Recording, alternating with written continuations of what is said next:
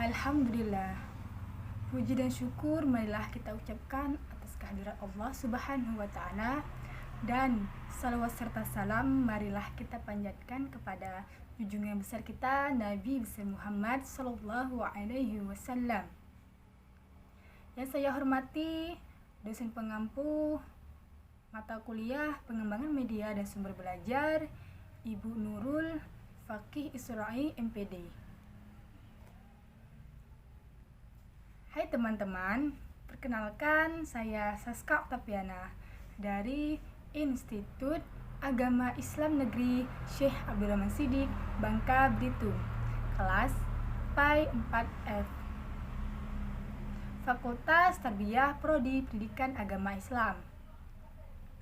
Baiklah teman-teman, di sini saya ingin menjelaskan mengenai materi kajian konseptual media dan sumber belajar dari mata kuliah pengembangan media dan sumber belajar. Nah teman-teman, marilah kita bersama-sama memahami apa itu media dan sumber belajar.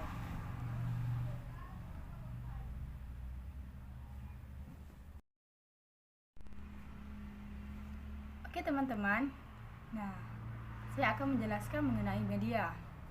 Jadi, media bentuk jamak dari perantara atau medium, yaitu yang merupakan sarana komunikasi yang berasal dari bahasa Latin yaitu medium, atau diartikan dengan antara, merujuk pada apa saja yang membawa informasi antara sumber dan penerima. Nah, 6 kategori dasar media yaitu teks, audio, visual, video, perekayasa, benda-benda, dan orang. Nah, tujuan dari media ini yaitu untuk memudahkan komunikasi dan belajar. Nah, jadi media ini sangat berperan dalam proses pembelajaran. Dan selanjutnya, mengenai format media. Format media merupakan bentuk fisik yang di dalamnya itu berupa pesan yang disertakan dengan ditampilkan. Nah, seperti misalnya format media papan tulis. Nah, medianya itu ialah visual dan teks. Dan yang kedua yaitu slide PowerPoint, yang medianya yaitu teks dan visual dan sebagainya. Baiklah teman-teman, kita lihat di samping saya bahwa telah terdapat peran teknologi dan media. Nah, jadi teknologi pun sangat membantu dalam proses pembelajaran yang merupakan media atau alat bantu dalam proses pembelajaran. Apalagi pada zaman sekarang ini, yang mana perkembangan zaman yang semakin meningkat dan teknologi pun semakin berkembang.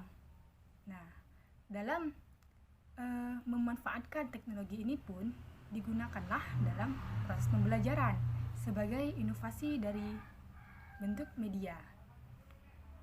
Nah, yang mana di gambar samping saya, misalnya pembelajaran yang berpusat pada guru. Teknologi dan media digunakan untuk mendukung penyajian pengajaran. Nah, jadi teknologi ini mendukung dalam proses pembelajaran. Contohnya, guru menggunakan LCD untuk menampilkan berbagai grafik batang saat para siswa mempelajari laju pertumbuhan penduduk. Nah, guru menampilkan rekaman video pemberian makan burung di kebun binatang yang dapat memudahkan presentasi guru tentang kebiasaan makan burung-burung. Nah, begitulah contoh dari pembelajaran yang berpusat pada guru. Nah, yang kedua, yang mana contohnya itu dari pembelajaran yang berpusat pada siswa, yang mana siswa merupakan pengguna utama teknologi dan media. Nah, jadi misalnya contohnya portofolio, yaitu kumpulan karya siswa yang menggambarkan pertumbuhan dalam sebuah periode waktu, meliputi artefak seperti buku bergambar, video, dan proyek multimedia komputer. Kedua, pendidikan jarak jauh. Nah, pendidikan jarak jauh sangat membutuhkan teknologi sebagai media alat bantu dalam sarana komunikasi. antara pendidik dan peserta didik agar proses pembelajaran dapat tercapai tujuannya. Contohnya, video dan program komputer yang dikirimkan ke siswa per individu atau perorangan. Nah, yang kedua, radio, siaran televisi, dan telekonferensi yang dimanfaatkan secara langsung. Nah, jadi itulah teman-teman peran teknologi dan media. Yang mana yang pertama itu berpusat pada guru dan yang kedua berpusat pada siswa. Jadi guru ini sebagai penyajian pengajaran dengan menggunakan teknologi dan siswa atau peserta didik ini sebagai pemakai atau pengguna utama dari teknologi yang merupakan media. Baiklah teman-teman, saya akan menjelaskan materi kajian konseptual media dan sumber belajar yang mana mengenai media dan sumber belajar dalam mata kuliah pengembangan media dan sumber belajar. Nah, yang pertama agar kita dapat memahami sama-sama mengenai media dan sumber belajar ini, saya akan menjelaskan yang terlebih dahulu media. Jadi, pengertian dari media. Kata media ini mulai digunakan pada tahun 1920-an. Digunakan untuk istilah media massa. Menurut para ahli seperti Wilbur Schramm, beliau berpendapat bahwa media adalah teknologi pembawa pesan yang dapat dimanfaatkan untuk keperluan pembelajaran. Nah, jadi menurut Wilbur Schramm ini, media itu berupa teknologi yang mana sebagai alat bantu untuk membawa pesan kepada si penerima pesan ini yang dapat dimanfaatkan dalam keperluan belajar atau pembelajaran.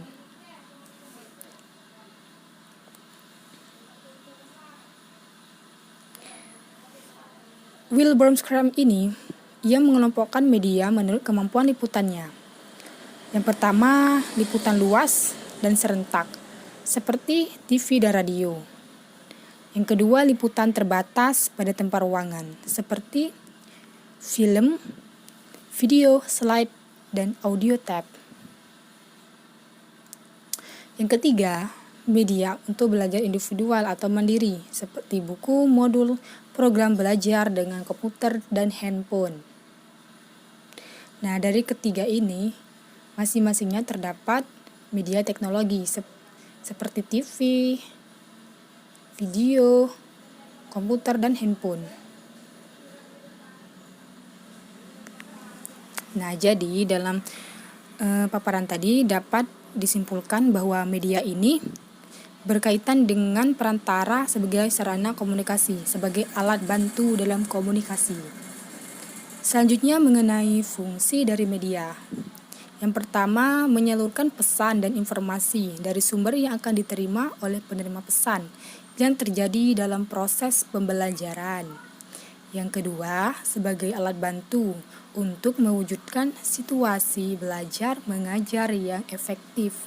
Yang ketiga, membantu peserta didik dalam menangkap materi, tujuan, dan bahan ajar lebih mudah dan cepat. Oke, selanjutnya mengenai manfaat media. Jadi, manfaat media ini yang pertama dapat meningkatkan minat dan motivasi peserta didik dalam proses pembelajaran. Yang kedua, membantu proses pembelajaran yang berlangsung antara pendidik dengan peserta didik. Selanjutnya mengenai urgensi dari media ini, pentingnya media belajar ini. Yang pertama itu meningkatkan mutu pembelajaran. Yang kedua, meningkatkan kemampuan pendidik. Yang ketiga, memenuhi kebutuhan peserta didik. Yang keempat, tuntunan paradigma baru. Yang kelima, kebutuhan pasar. Yang keenam, visi pendidikan global.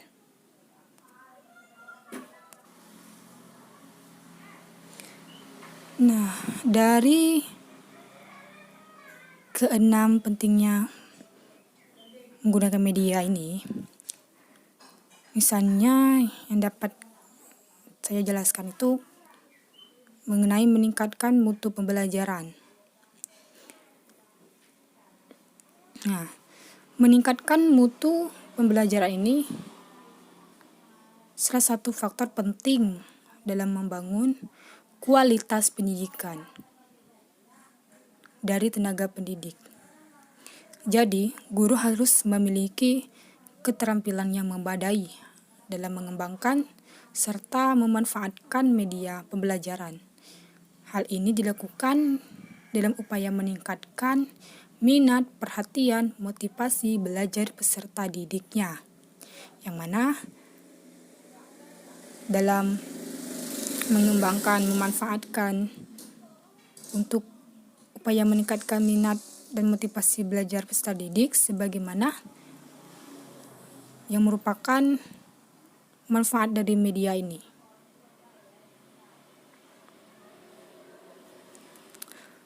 Nah, dengan meningkatnya minat dan motivasi belajar, diharapkan dapat menerima lebih mudah materi pelajaran tersebut. Nah, yang kedua, misalnya dalam tuntunan paradigma baru. Jadi, dalam tuntunan paradigma baru ini, pendidik dituntun harus berperan sebagai fasilitator juga, bukan hanya sebagai sekedar memindahkan pengetahuan kepada peserta didik atau hanya sekedar memberi hafalan. Dan peserta didik pun diharapkan juga dapat menerapkan, menganalisis, serta menciptakan sesuatu yang ada di dunia nyata ini, yang bukan hanya sekedar menghafal dan mengerti saja apa yang disampaikan oleh pendidik. Jadi dalam tuntunan paradigma baru ini, mereka sama-sama harus dituntun dalam menciptakan paradigma baru. Nah, selanjutnya kebutuhan pasar. Dalam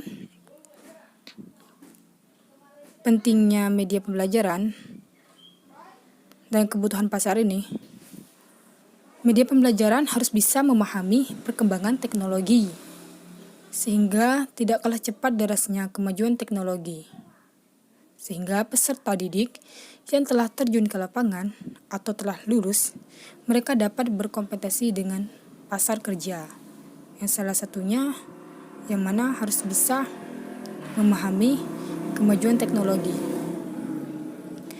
Nah, yang terakhir misalnya mengenai visi pendidikan global. Jadi dalam visi pendidikan global ini, pendidik harus bisa meningkatkan pengetahuan dan keterampilannya, serta harus mendapatkan kepercayaan dari masyarakat, sehingga tidak adanya kesenjangan terhadap. Jadi,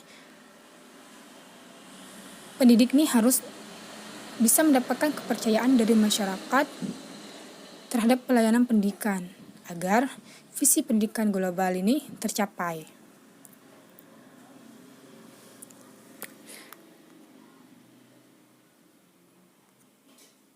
Nah, selanjutnya mengenai klasifikasi dari media.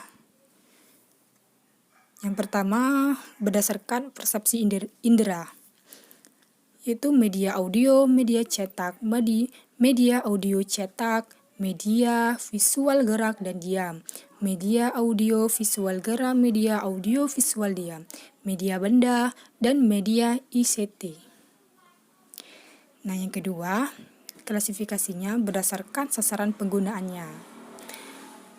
Yang pertama, media penggunaannya itu berbasis individu atau personal atau mandiri. Yang kedua itu media penggunaannya berbasis grup atau berkelompok. Media penggunaannya yang ketiga, media penggunaannya berbasis massal atau kolektif. Jadi dalam ini massal yaitu lebih dari 5 orang atau lebih dari 10 orang. Yang ketiga, berdasarkan cara penggunaannya, klasifikasi dari media. Yang pertama, media cara penggunaannya tradisional. Yang kedua, media cara penggunaannya modern berbasis teknologi dan komputer. Nah, selanjutnya ini mengenai kriteria dalam pemilihan media. Yang pertama itu kesesuaian dengan tujuan yang berdasarkan kognitif, bahasa, moral, sosial, dan sebagainya dari peserta didik. Yang kedua, harus disesuaikan dengan materi pembelajaran. Jadi, dalam penggunaan media ini harus disesuaikan dengan kurikulum yang sesuai dengan tingkat usia setiap peserta didik. Yang ketiga, kesesuaian dengan karakteristik peserta didik. Jadi setiap pendidik harus bisa memahami karakteristik anak didiknya agar dapat menyesuaikan media pembelajaran yang dipakai. Yang keempat, kesesuaian dengan teori. Jadi dalam penggunaan media ini harus sesuai dengan teori dari pembelajaran tersebut. Yang kelima, kesesuaian dengan gaya belajar peserta didik. Misalnya terdapat adanya anak didik yang lebih memahami materi dengan visual seperti video, dan ada juga anak didik yang lebih suka dengan media mendengar daripada menulis. Jadi dalam menggunakan media ini harus sesuai dengan gaya belajar peserta didik.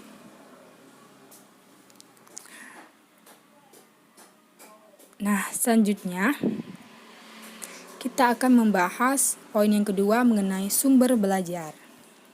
Jadi, terlebih dahulu kita harus mengetahui pengertiannya.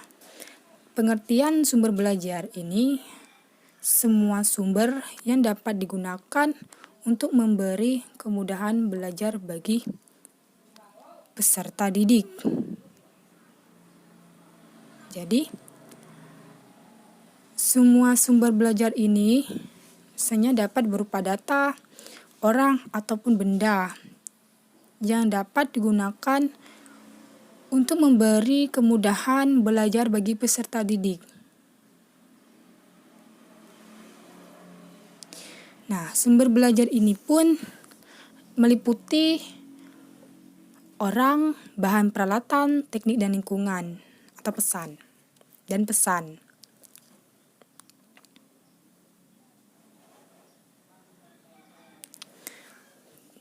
Fungsi dari sumber belajar ini.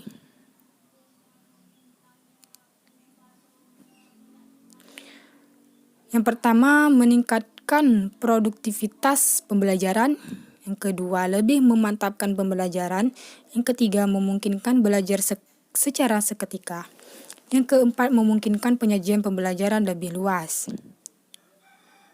Yang selanjutnya, manfaatnya. Jadi, manfaat dalam sumber belajar ini memberikan pengalaman belajar secara langsung dan konkret. Nah, maksud dari konkret ini yaitu nyata, benar, dan dapat dilihat. Yang kedua, dapat merangsang untuk berpikir, bersikap, dan berkembang lebih lanjut.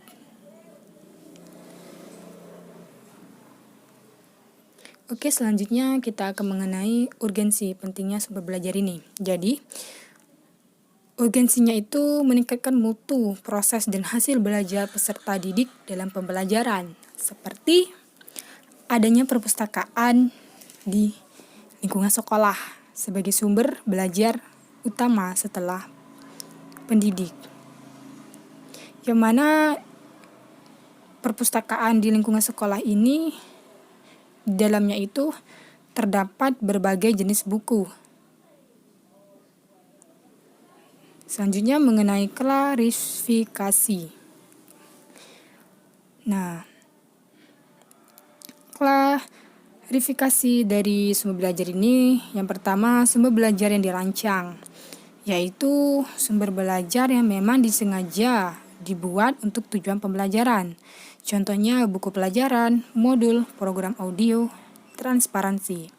Misalnya kita ambil contoh dari perpustakaan ini, yang merupakan sumber belajar yang sumber belajar yang memang sengaja dibuat untuk tujuan pembelajaran yang berada di lingkungan sekolah.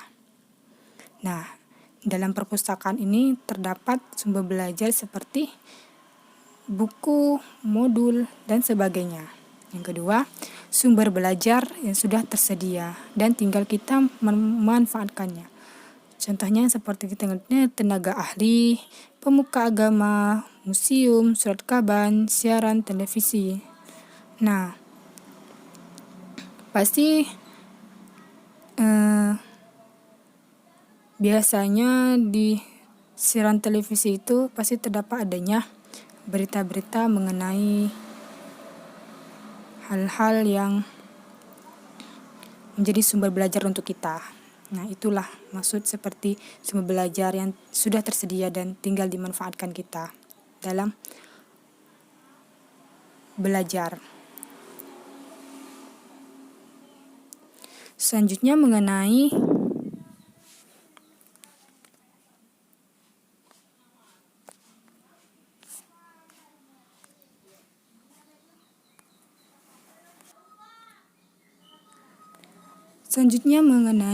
kriteria pemilihan dalam sumber belajar. Jadi yang pertama, sumber belajar itu harus sesuai dengan tujuan. Yang kedua, sumber belajar yang dipilih harus sesuai dengan materi pelajaran yang disajikan. Yang ketiga, sumber belajar harus sesuai dengan metode pembelajaran. Yang keempat, sumber belajar harus sesuai dengan karakter peserta didik. Yang kelima, sumber belajar harus mampu dilakukan oleh guru atau pendidik. Yang keenam, sumber belajar yang efektif dan efisien. Yang ketujuh, sumber belajar dipilih hendaknya mampu digunakan oleh pendidik. Nah, yang terakhir, sumber belajar yang dipilih hendaknya tidak bertentangan dengan agama, nilai budaya, dan karakter bangsa. Itulah penjelasan dari saya. Semoga teman-teman bisa dan dapat memahami apa yang disampaikan. Semoga bermanfaat.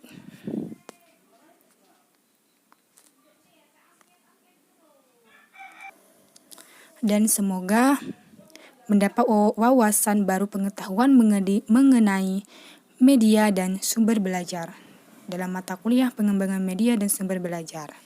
Terima kasih. Teman, tadi sudah dijelaskan bahwa media, teknologi pun termasuk media, yang mana menurut para ahli Wilbur Schramm. Nah, teknologi yang dimaksud media ini yaitu teknologi yang merujuk pada teknologi pengajaran yang merupakan pemanfaatan dan pengetahuan spesifik dari perkakas dan keterampilan dalam pendidikan. Nah, jadi seorang pendidik yang menggunakan teknologi jadi merupakan dalam media pembelajaran yang merupakan inovasi dalam keterampilan dalam pengajaran. Nah, apalagi pada saat pandemi ini, yang mana banyak sekolah yang menggunakan daring, dan salah satunya yaitu dalam medianya menggunakan teknologi yang berupa handphone dan sebagainya. Nah, jadi mengenai sumber belajar pun, sumber belajar ini semua benda yang bisa memudahkan peserta didik atau individu dalam melakukan proses belajar mengajar, seperti bahan, teknik, lingkungan, orang, dan sebagainya. Nah, mengenai orang dalam sumber belajar ini ialah seorang pendidik. Nah, jadi itulah penjelasan dari saya mengenai materi yang berjudul Kajian Konseptual Media dan Sumber Belajar dalam mata kuliah Pengembangan Media dan Sumber Belajar. Semoga bermanfaat bagi teman-teman dan semoga mendapat wawasan pengetahuan baru mengenai media dan sumber belajar. Dan terima kasih kepada teman-teman yang telah meluangkan waktunya untuk menonton dan menyimak mengenai pengembangan media dan sumber belajar. Akhirul kalam, sebelumnya saya akhiri. Apabila ada salah kata dalam ucapan saya mohon maaf dan saya mohon ampun kepada Allah Subhanahu wa taala. Wassalamualaikum warahmatullahi wabarakatuh.